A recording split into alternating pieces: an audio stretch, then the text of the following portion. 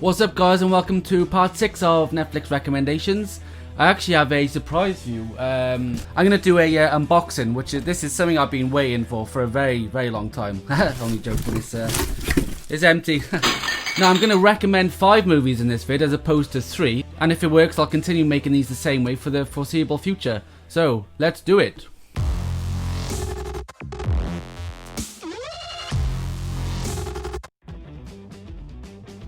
So this recommendation was out in 2010 and is my first found footage mention. It is very well known, but I feel I need to recommend it anyway because I still don't feel enough people have seen it. The movie I'm talking about is Trollhunter, which had all round positive reviews from critics and audience.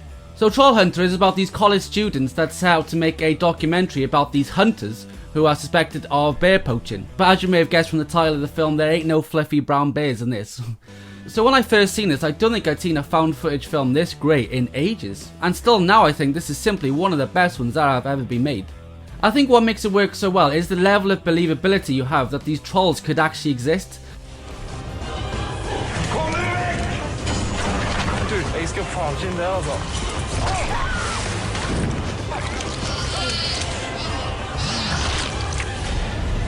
Not only because it's found footage, but the CGI on the trolls as well looks absolutely ace. And then combined with the way each one is presented to us as well, just makes it... And it's cool that there are different types as well. And for each one there's a particular different method used for hunting and killing it. There are 1 or 2 types of trolls in this that will make your jaw absolutely drop. Even though the trolls are CGI, they blend into the environment really well. In fact, this is a prime example of a movie that has blended and utilised CGI with a found footage film to a superb degree. So, Trollhunter, watch it now.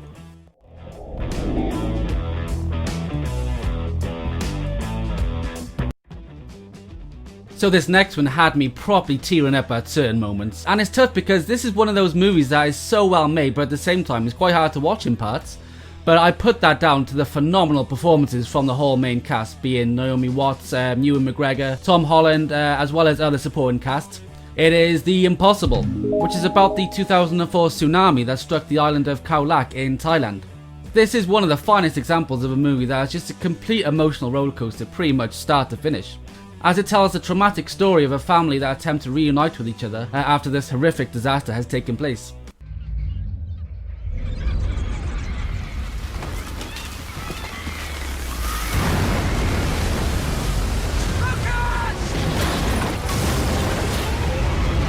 Now there are certain moments in this that were of such incredible sentimental value that there is no way you will not well up watching this. I don't care how tough you think you are, watch this and it will most certainly put that to the ultimate test. So yeah, The Impossible. Great movie.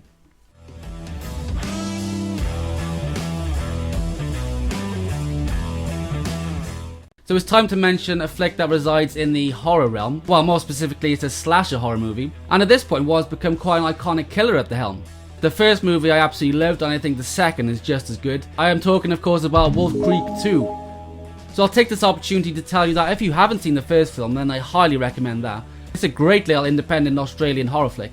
So it's all about this mystery surrounding the disappearances of backpackers in the Australian outback, where they run into the charming and terrifying Mick Taylor, played by John Jarratt. And to say he is intimidating would be an understatement. But yeah, he is the main reason I love both films so well. If you've seen the first, you'll know about that scene around the campfire, which is just... Now the difference in this is he is way more brutal. Where in the first there was probably better atmosphere and tension, in this he's just a lot more all out and nuts. That's why I recommend it. Welcome to Australia! My name's Mick Taylor. Pleased to meet ya. In this world, there's people like me, and there's people like you, and it's up to my kind to wipe your kind out. But no, in all seriousness, because this movie is filmed in Australia, it actually looks really good visually too. And a slasher movie, especially in this type of environment, marries together perfect, because you really feel a sense of isolation that renders it even more unsettling than it already is. So for the horror fans who have not seen this, I highly recommend Wolf Creek 2.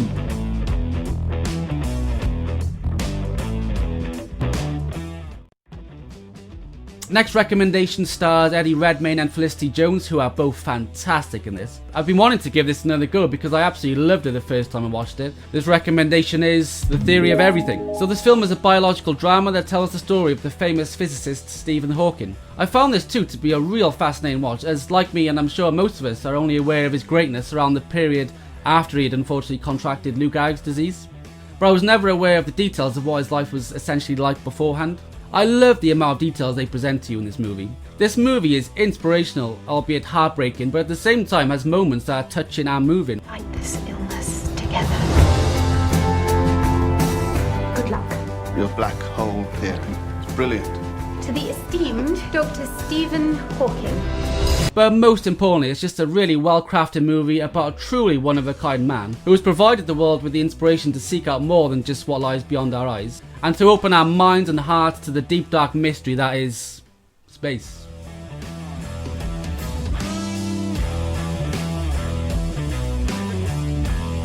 So to finish up, I'd like to recommend an animated film, and it's a Steven Spielberg picture, which he also produced and was co-produced by Peter Jackson and written by Edgar Wright, along with some amazing talent behind the voice acting. My final recommendation is The Adventures of Tintin. I actually regret not putting this up as at least an honourable mention in my personal top 10 animated features of all time list. It is such a richly told story packed with adventure, mystery, action and absolutely jaw-dropping animation. Look.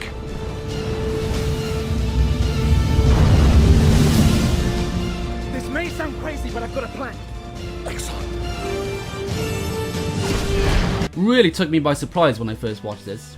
It is a great combination of mature storytelling but without sacrificing the energy and fun you would come to expect from an animated feature. And what elevates it is the humour and the outlandish characters and the excitement and energy in the action scenes. The plot as well, although complex, is engrossing, and I always appreciate it immensely when an animated movie aims to attract the attention of a more adult demographic regarding the story. And for me, that combination of a well-told story and superb animation is always such an awesome experience. And The Adventures of Tintin, no pun intended, does that with absolute flying colours.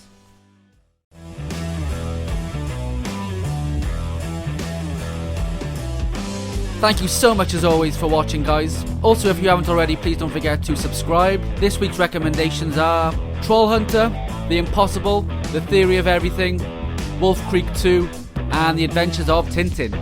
You've been watching Feature Creature. I shall catch you next time.